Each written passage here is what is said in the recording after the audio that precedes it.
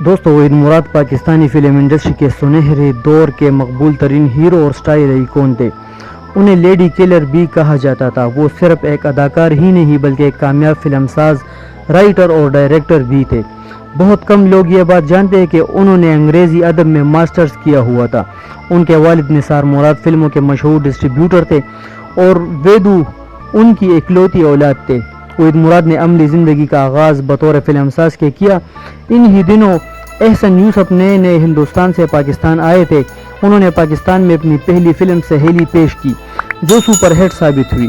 یہ ایک social family movie تھی اور بہت پسند کی گئی، اور اس فلم میں وحید مراد ایک مہمان اداکار کے طور پر پیش ہوئے اور ایک چھوٹے سے رول میں کیمرے کا سامنا کیا۔ احسن یوسف کی دوسری فلم اولاد تھی جو 10 اگست 1962 کو ریلیز ہوئی، اور یہی وہ فلم تھی جس میں پہلی بار وحید مراد ایک مکمل اداکار کے طور پر پیش ہوئے۔ دوستو اب آتے ہیں اصل واقعے کی طرف۔ فلم اولاد کی ریلیز سے چند ماہ قبل یعنی مئی 1962 کو وحید مراد اور اس کے دوست جاوید علی خان کے MA کے امتحانات ختم ہوئے۔ ایک دن دونوں دوست اپنی جیپ میں لانگ ڈرائیو پر نکل گئے، جہاں راستے میں ان کی جیپ میں کچھ خرابی پیدا ہوئی، اور یہ ایسی جگہ تھی جہاں سے کراچی شہر کوسوں دور تھا۔ وہاں انہیں کسی نے بتایا کہ یہ ایک مشہور بزرگ حضرت لال سخی شہباز قلندر کا مزار ہے، اور اسی مزار کے مجاور کے پاس بھی یہی جیپ ہے۔ ہو سکتا ہے کہ وہ آپ کی کچھ مدد کرے۔ چونکہ دونوں دوست تصوف سے دلچسپی رکھتے تھے، اس لیے وہ مزار کے اندر چلے گئے، جہاں وہاں کے مجاور نے انہیں بڑی خوش اخلاقی سے خوش آمدید کہا اور ان سے کہا کہ ہو سکتا ہے کہ آپ اتفاقی طور پر یہاں نہ آئے ہو، بلکہ حضرت کی روح نے آپ کو بلایا ہو، اس لیے آپ مزار کے اندر جائیے اور دعا مانگیے۔ انہوں نے دعا مانگی اور رات وہیں گزاری۔ اگلی صبح مجاور کے ڈرائیور نے ان کی جیپ ٹھیک کر دی، اور دونوں دوست مزار پر دوبارہ حاضری دینے اور دعا مانگنے کے بعد مجاور کی اجازت سے واپس روانہ ہوئے۔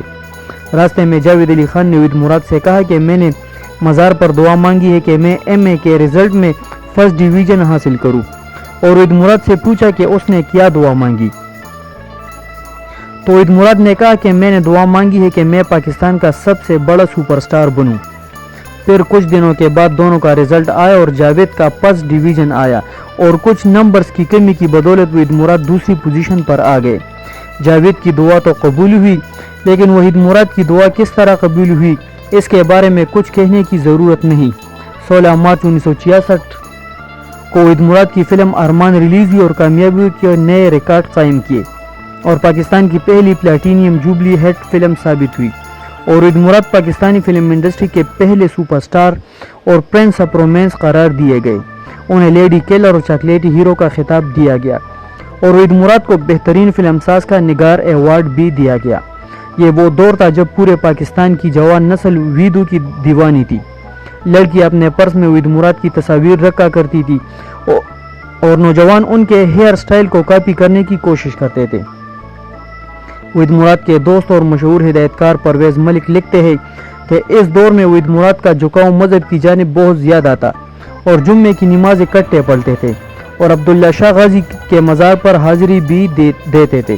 ایک دن حضرت لال سخی شہباز قلندر کے مزار پر عرس تھا، اور ہم نے وہاں حاضری کا پروگرام بنایا، اور جب وہاں پہنچے تو لوگوں کے ہجوم نے وحید مراد کو پہچان لیا، اور ہزاروں لوگوں کے مجمع نے وحید مراد کو گھیر لیا، اور بڑی مشکل سے ہم نے مزار پر فاتحہ پڑھی، اور وحید مراد تقریباً لوگوں کے کندھوں پر سوار ہو کر مزار سے باہر آئے۔ اس واقعے کے بعد وحید مراد نے مساجد اور مزارات پر جانا چھوڑ دیا۔ وہ کہتے تھے کہ مجھے دیکھ کر لوگ اپنا مقصد بھول جاتے ہیں، اور یہ ان مقدس مقامات کی بے حرمتی ہے۔ ذرا سوچئے کہ کتنے خوبصورت اور عظیم لوگ تھے جنہیں اپنی کامیابی اور شہرت سے زیادہ مقدس مقامات اور مزارات کا خیال رہتا تھا۔ دوستو اس طرح کی معلومات ویڈیوز کی اپڈیٹس کے لیے ہمارے چینل کو ضرور سبسکرائب کریں۔ بہت بہت شکریہ۔